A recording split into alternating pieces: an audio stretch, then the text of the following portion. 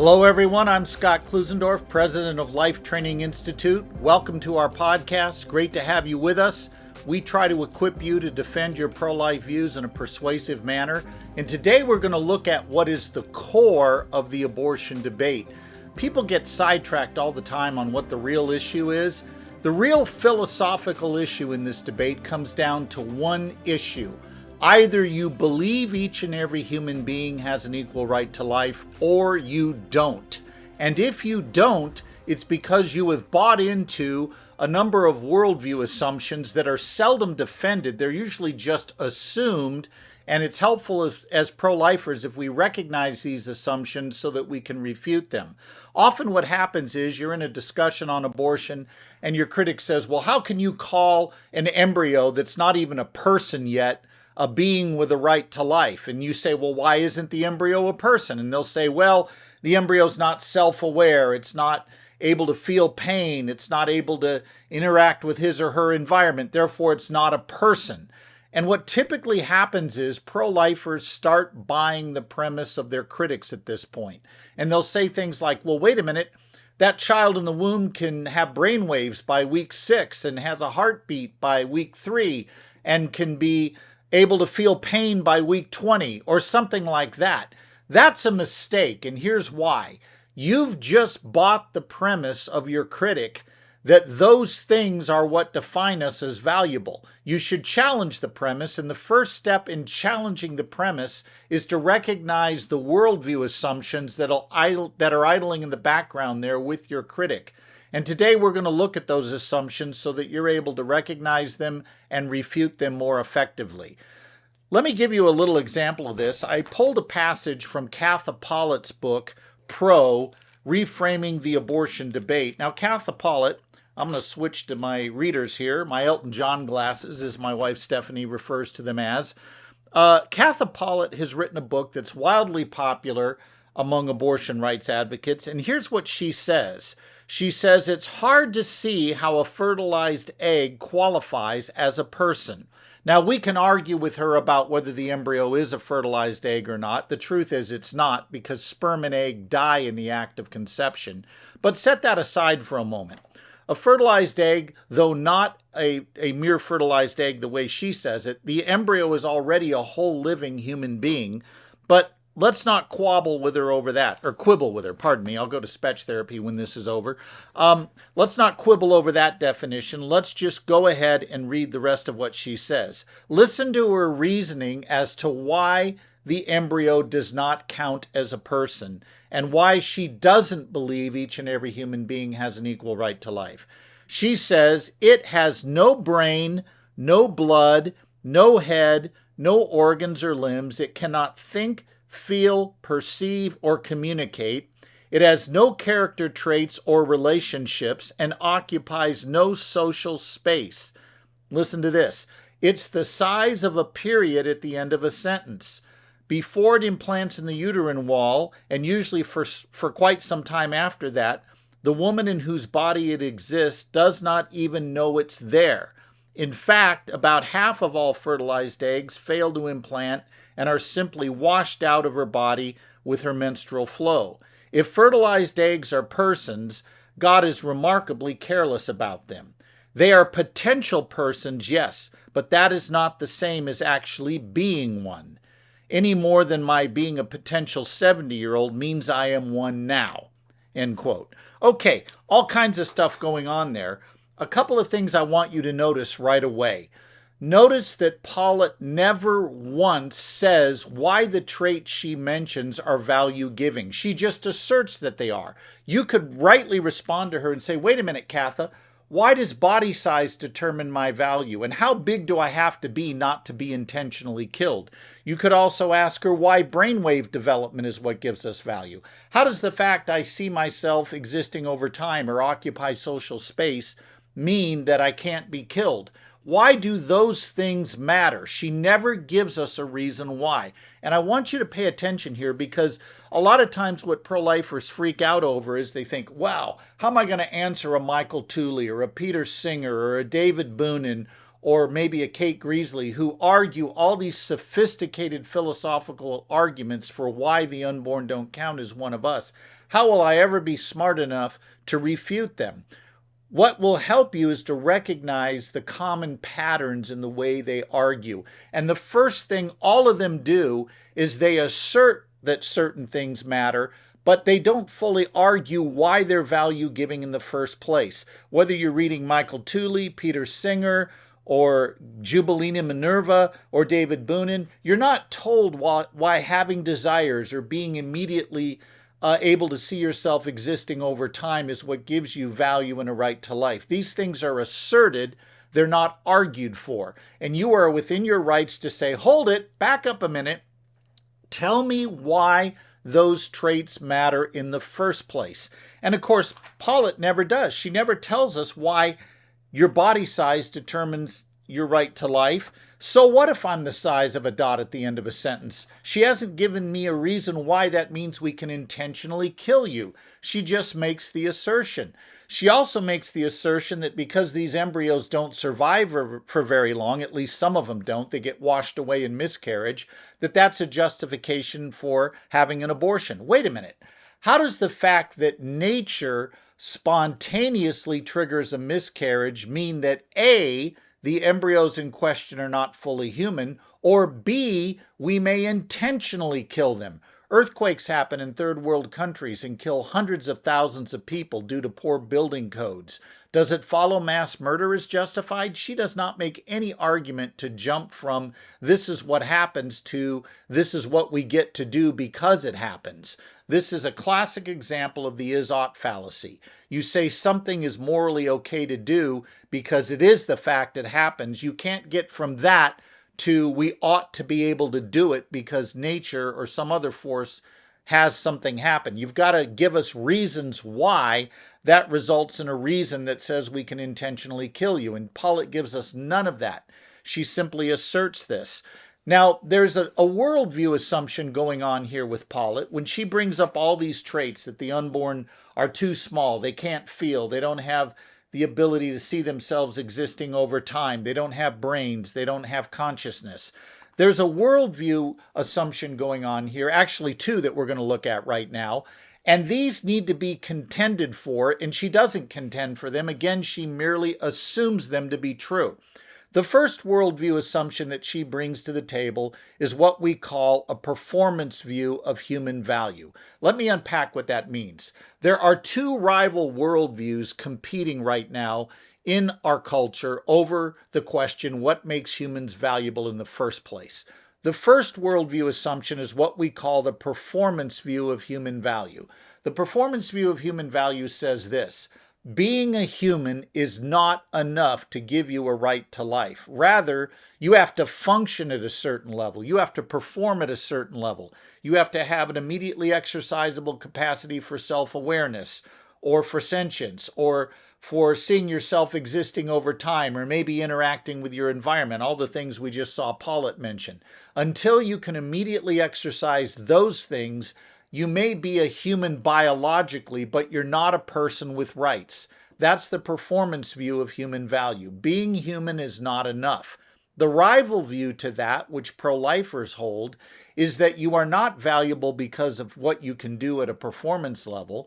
Your value stems from your nature as a human being. You are by nature equal and valuable, not because you can perform at a certain level. So this would be the view, for example, of the Declaration of Independence, or Lincoln's second inaugural address, or any of the other historical documents and writings like John Locke and others who argue that we are valuable because we have a human nature. And of course, as Christians, we know that bears the image of God. But you either believe humans are valuable by nature, meaning they're valuable by the kind of thing that they are, or you believe they are only valuable because they can perform at a certain functional level. And until then, they aren't equally valuable. They may be biologically human, but so what? That doesn't matter. The other assumption that Pollitt is bringing to this that we need to be aware of is a deeper view of the human person called body-self dualism. That sounds very complex. Let me make it very simple for you. Body-self dualism is not the same as body-soul dualism. Christians hold to body-soul dualism. Body-soul dualism says you and I are a dynamic union of body and soul. We're not merely a mind or merely a body, or we're not separate entities that somehow coexist in a body.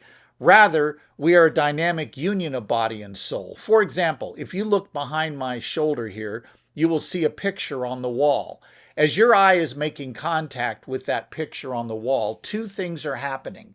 Number one, your physical eye is making contact with that picture, but your immaterial mind is making sense of it. So it's both a bodily action, which we would call a physical action, and it's also a mental, or what we might call an immaterial or soulish action. You have a dynamic union of body and soul taking in that picture and making sense of it. That's the Christian worldview. Body-self dualism, though, is very different. It is not a biblical worldview. The body-self worldview goes like this. You are not your body in any meaningful sense. In fact, your body tells us nothing about you. Rather, the real you is your thoughts, your desires, your feelings, your aims, your cognitive processes, so to speak. The real you has nothing to do with your body. Your body is mere physical matter that the real you, your mind, is free to manipulate and redefine any way you want. Now think about how this plays out in the culture today. With abortion, it plays out this way. Until you have thoughts and desires, there's no real you there. There's a body, but the real you doesn't show up until your mind shows up. Okay, so we hear these arguments all the time, like what Paulette just said. Hey, there's no way that fertilized egg, that embryo, is a person because it doesn't have thoughts, it doesn't even have a brain yet, therefore there's no subject there. There's no human subject there, it's just a body. You also hear it in the transgender debate. Ever heard this expression? I'm a woman trapped in a man's body. How does that even make sense unless you assume that the real you is separate from the body that you occupy? That is not the biblical worldview. That is a very secular view based on a secular view of dualism that is not the same as body-soul dualism that we hold to as Christians. That view of body-self dualism opens the door to saying that being human means nothing. There's no intrinsic purposes for human bodies. Rather, the only thing that matters is our thoughts, our cognitive self, our awareness, our desires, and those are the things that determine who we really are. Of course, if you're a Christian, you reject that right away because you recognize that Scripture places a very high premium on our bodies. Our bodies were bought with a price and we're to honor Christ with them. If you read any of the Pauline literature, that is evidently clear. And body-self dualism, though, has a philosophical problem that a lot of pro-lifers don't bother to challenge, but we're going to challenge it here. First, if body-self dualism is true, how do we account for the fact that it seems very counterintuitive? Let me ask you this. Have you ever hugged your mother? Not if body-self dualism is true. Can you hug thoughts, desires, aims, and feelings? No. You hug a body, that of your mother. If body-self dualism is true, you've never hugged your mother because after all, the real person is not anything you observe physically through the body. It's rather those immaterial things like desires, soul, or consciousness, or seeing yourself existing over time. Another problem with body-self dualism, if it were true, how do you account for the fact that when you looked at this picture a moment ago, you were using both your body and your mind? You used your eyes to look at the picture, you used your mind to make sense of it. That suggests that we're a dynamic union, not merely a mind that's inhabiting the ghost in the body, a ghost in the machine type view that you see coming from people like Paulette. Another issue with this is, imagine a psychologist who cures a person with multi-personality disorder. This person has multiple personalities, and a psychologist working with expert medical help is able to cure the person of this disorder. Well, on body-self dualism, you just committed mass homicide because you killed a whole bunch of personalities, a whole bunch of real persons. If personhood is reduced to what we think in the mind and not our bodies, then how do we explain how it's morally permissible to cure someone of this obvious psychiatric disorder? Another problem with body self dualism, it means actual persons always have rights over merely potential ones. And this is what Pollitt says here. She says, embryos are potential persons, yes, but that's not the same as actually being a person. All right, if the real actual person is limited to those who perform at a certain level cognitively, imagine this scenario. A tornado strikes a town, let's just pick a town out. We'll say Oklahoma City, where right there in tornado alleys during the spring in particular, there tends to be a lot of tornadic action. Suppose a particular tornado comes through town and wipes out an elementary school for gifted children. These are kids who have unbelievable IQs. They are very bright. And in the course of that tornado wiping out that school, several of the kids are severely injured and they're going to need organ transplants to survive. They have damaged livers, damaged hearts, whatever, but they need organs to survive. Now, around the corner from the gifted school is one for children who are suffering from cognitive disabilities. And that school escaped unscathed from the tornado. Nobody was harmed. If Pollitt is right that personhood hinges on your immediately exercisable capabilities for seeing yourself existing over time or having mental functions, if that's the definition of a human being, if the real you is reduced to your cognitive abilities, what would be wrong with taking those kids at the disabled school and killing them and using their body parts to treat the injuries in the gifted kids? After all, these kids who are at the disabled school are merely potential persons because their cognitive ability will never match that of the rest of us. So it would be not only permissible, I would argue it'd be mandatory and obligatory to intentionally kill those children so that we can use their body parts to treat actual persons. After all, there's a world of difference on the argument between potential humans and actual ones. This is the fallout from body self dualism. But there is one other fallout from this we need to look at. What does this do to the concept of human equality? If our value as a human being is based on traits that come and go and that none of us share equally, then it follows those who have more of these traits are more equal and valuable than those who have less, which decimates the concept of human equality. Human equality gets thrown out the window at this point. So this worldview, this performance view of human value and the body-self dualism that is underlying it philosophically are deeply problematic for human value and human equality. And I think as pro-life advocates, we do well to point this out because our culture is obsessed with equality, but it can't tell us what makes us equal and valuable in the first place. Pro-life Christians have an answer to that. We are equal and valuable because regardless of how we differ on functional abilities, whether it's cognitive ability or viability or performance accounts of any kind, we differ wildly on those things. And by the way, those things may come and go in the course of our lifetimes. Still, we are equal and valuable on the biblical worldview for this reason. We all share the same human nature. We are equal by nature, not function. If you ground equality in traits that come and go, you have no basis for equality. Instead, you get tremendous inequality that leads to savage treatment of those we deem not to be up to our level.